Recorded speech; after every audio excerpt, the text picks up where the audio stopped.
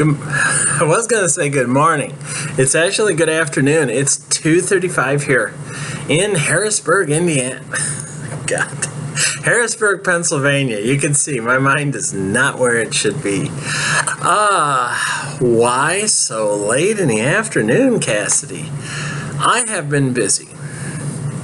I had to work a booth over at Pumpkin Fest from 9:30 to 12 for roller derby, because it's a requirement that we have to put in time and record all the stuff that we do. So I just put in 2.5 hours. And then I bought food for the first time in a long time. Protein, I bought a couple of meals that are heavy in protein, and that one of them I intend only eating like half at a time, so it's actually going to be like 2 meals. And heavy in protein, heavy in carbs, so that I can help with my body. I bought some BCAA powder, which is binding chain amino acid. Several of the women down on the York team recommended it to me and said it's great for muscle rebuilding and replenishment. You know, those starved muscles are going to kill you. And then I picked up bananas and chocolate milk, which Panzer, one of my teammates, recommended as an after practice recovery. She said that's what she did. High in potassium, high in protein.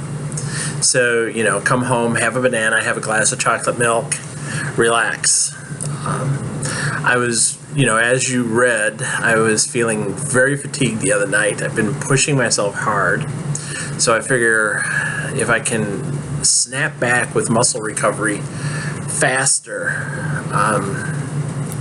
then I can push forward harder. My goal is still to certify by the end of the calendar year. And I do believe I can actually do it. But, I have to push myself. I'm competing with people that are half my age. And, I got to work that much harder to be able to keep up with them. So that's what I'm doing. We'll see how October goes. I'm hoping I see a definite improvement in everything. And so that's been keeping me busy. I just got back from GNC picking up my powder. So, I've been on the road. What does this mean? That means I haven't been writing. No, I haven't been doing any writing today. I did a little writing last night, and I was just tired. I went out, had a couple of drinks, I had dinner. But when I got back, I was exhausted. I was actually in bed by 10:30. That's how tired I was. And I woke up early, although I don't really know how early is, because now it doesn't start getting light until around 7 o'clock, and I was kind of losing track of time. So I really don't know how long I was lying in bed wondering what was going on. But when I got out of bed, it was, I think it was about 7:30. And I know I dozed off a couple of times. So I was just tired. My body, the last couple of days, I've slept like a rock. My body's definitely trying to recover from all the damage I did to it. 5 practices in 6 days, and that works out even to 6 practices in 7 days, and 7 practices in 9. As Tenacious T told me, you have to stop doing that. You need to give your body a rest. She actually did. She was like, you can't do that. You have to give yourself a rest. So, yeah, I'll give myself a rest.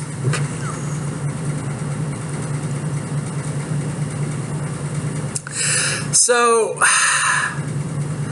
Most of the comments on the excerpts that I had left up to recollecting my Derby stuff the other day, boy, all of a sudden it seems as if no one likes the foundation. That, the little inquiries into Carrie's, let's just call it personal activities, the general feeling I've been getting is that the foundation is being really intrusive into Carrie's personal life. And to a certain extent, that is true. They did say that they would try to be as unobtrusive as possible.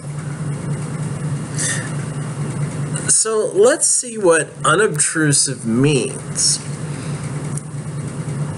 They want to know as much about his development and, let's face it, her development as possible. I mean, it is true. He, Carrie, is a unique specimen in all of the foundation. And this was something that was brought up in the last novel. There have only been 6 others like Carrie that they know of in the last 400 years. They never really got a chance to study those people because they snuck in under the radar and no one knew about them. And this is the first time that anyone has known about one of these people with this bigender gift. So they want to know from this point going forward as much about Carrie as possible.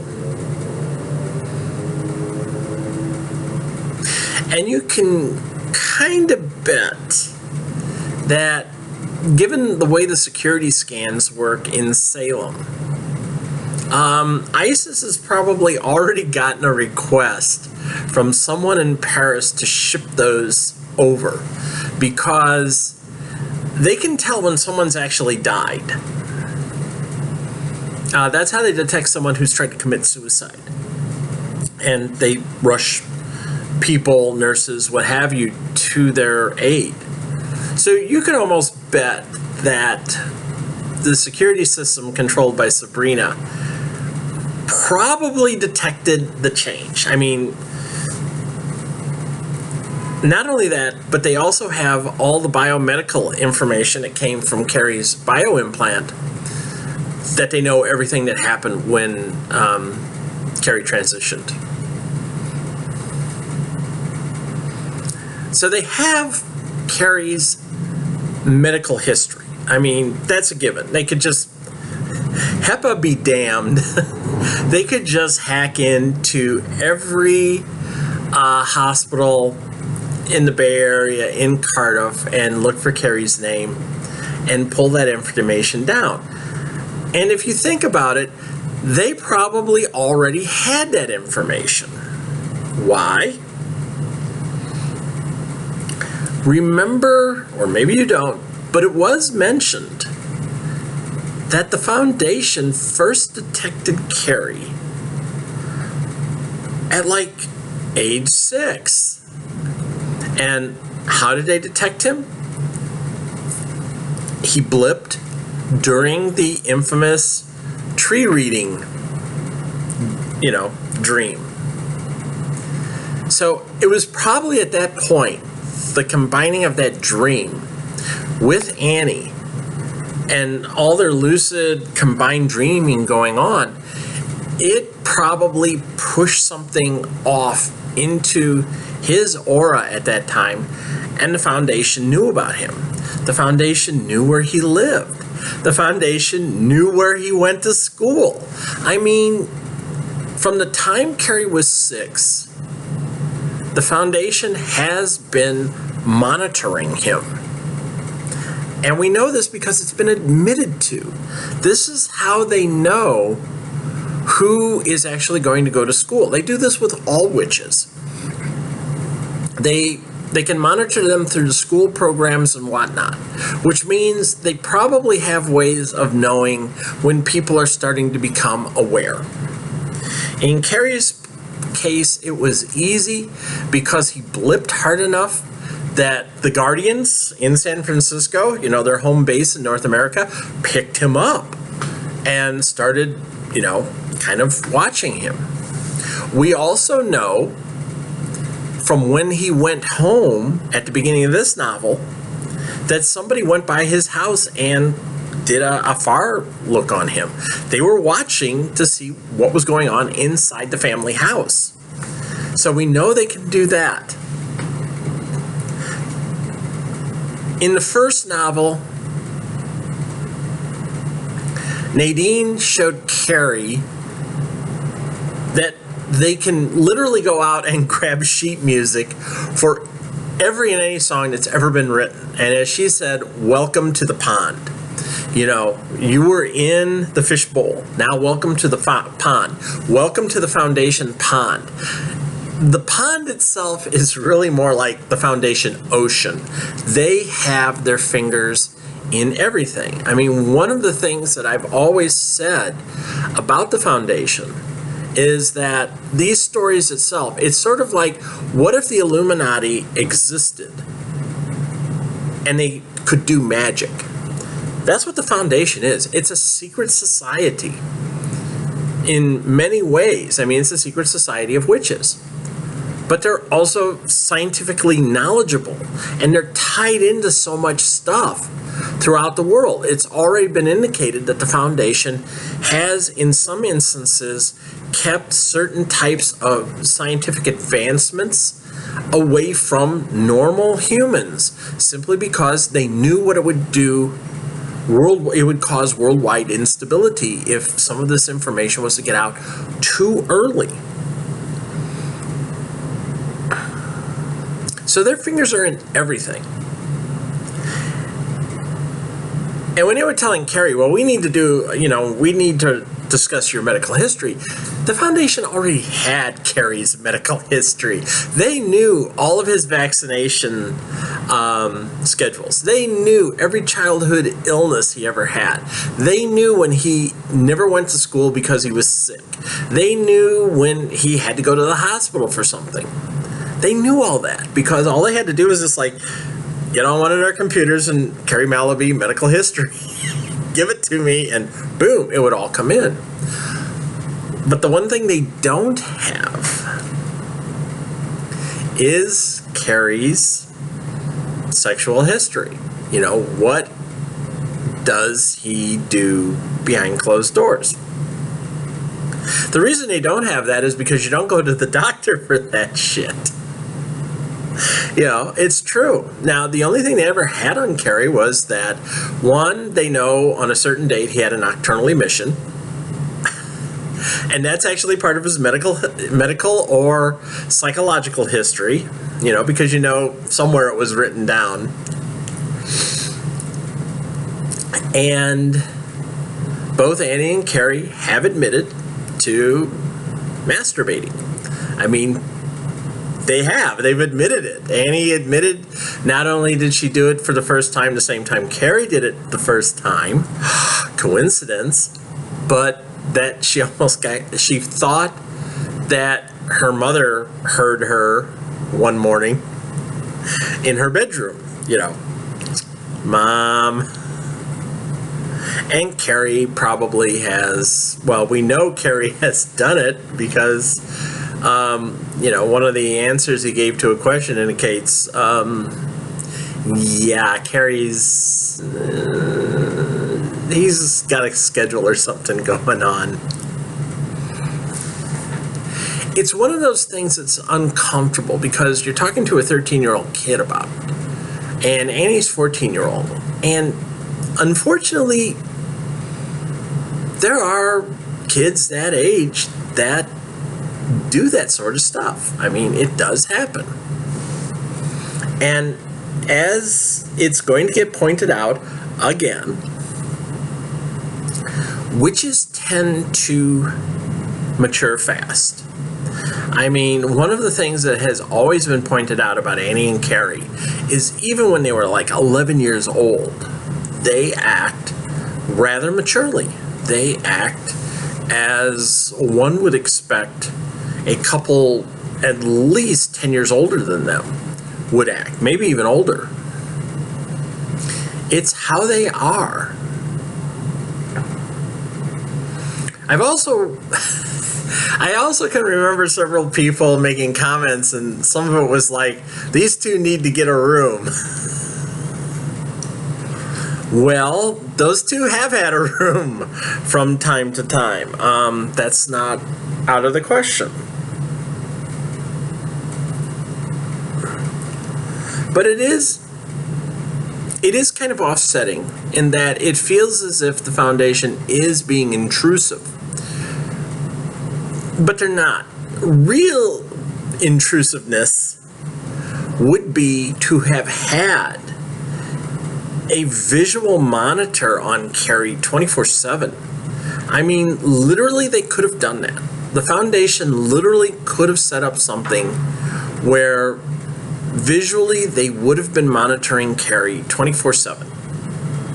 Now, they were recording all of his medical data, but they actually could have seen everything he was doing. It's not entirely out of the question for the Foundation to be able to do something like that. They have the ability. It is, it's something that you could do with magic, and that would be intrusive. They don't normally do that unless it's absolutely necessary. The Foundation is not always going to be viewed as the good guys. They're like any other sort of monolithic organization. They have their own goals. Now, normally those goals relate to, bettering life for everyone, including, witches and including normal humans. In this case, what they're hoping to do is gather information so that the next time this happens, they don't have quite the same amount of ignorance. They now have an idea of what sort of things to look for from Carrie's dreams, and now they're building on knowing how Carrie develops, so that they've got kind of a baseline for when this happens in the future. No one's going to be running off to the Paris archives looking up stuff that was written 60 years earlier. They can just pull up Carrie's information. They can pull up video of Carrie and show this to other people who have transitioned and who are, kind of confused or worried about what's happening. And they can see Carrie Malaby, look, right there. This is what happened with this kid. And, oh, by the way, as Carrie developed as a teenage girl as well as a teenage boy, this was her sexual activity. So don't feel as if what you're doing is weird or strange or wrong, because this is what happened to this kid when they were growing up. It's really all about information gathering. It's really all about delving into areas which at first it may make one seem like they're going into places that normally you wouldn't expect people to go. But again, this is not about getting on Carrie's shit and embarrassing the hell out of her. This is about knowing what to expect the next time this happens, and knowing how to help that next person so that there isn't a whole lot of confusion, that there isn't this case where somebody has to kind of like stumble through the dark and figure out what's happening to them. They have all this information now. They have Carrie's recordings. They can show these. Carrie, in his and her own way, they're trailblazing. They really are. They're making it so people in the future are not going to have it as hard. It seems bad, but you have to look at the big picture. You really do. And let's just say the foundation isn't going to just, do this all the time to Carrie and make them feel bad. Carrie will have to undergo these sort of questions every 6 months, probably for the next 10 years or so.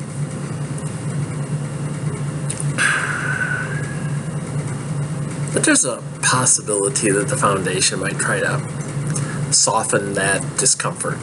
You never know. It's all about information. It's all about helping. And the foundation really does want to help. The foundation really does want to know as much about this because they know it's going to happen again. And it might happen instead of happening in like 60 or 70 years, it could happen in 20.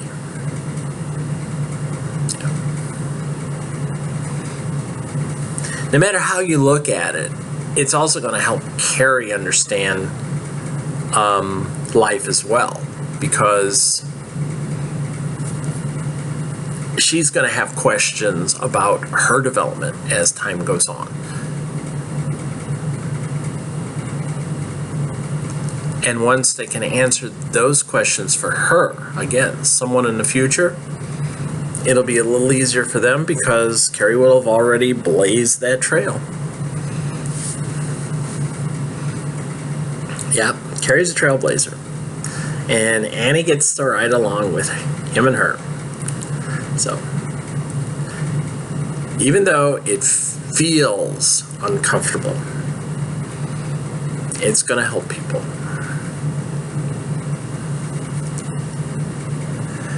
And trust me, I already know what's going to happen around the time of the next medical examination in 6 months. And there's going to be some unusual things that are going to be discussed then. You'll find out. When and if I ever get around to writing those scenes, might not be for another year, but I already know what's going to happen there. And you never know. Carrie might be surprised by them as well. So, let's hope everybody calms down. The foundation is really not the bad guy. If the foundation wanted to be the bad guy, the foundation would have whisked Carrie off to some secret laboratory somewhere, and right now, she'd be sitting in a cell getting poked and prodded without having any say in what happens to her. So if they were really the bad guy, we'd probably never see Carrie again. That'd be a shame. So, anyhow, that's how I look at it. And I look at it that way because, well, I know what's going on. Because not only am I Carrie, and not only am I Annie, I'm also the foundation, and I have to think about all this stuff. I'm also Coraline, and I'm also the headmistress and everyone else. So I have to think about all these things from their point of view and how it would go down. And that's what's happening here. So have a good rest of the day, and I will talk to you next week. Take care. Bye.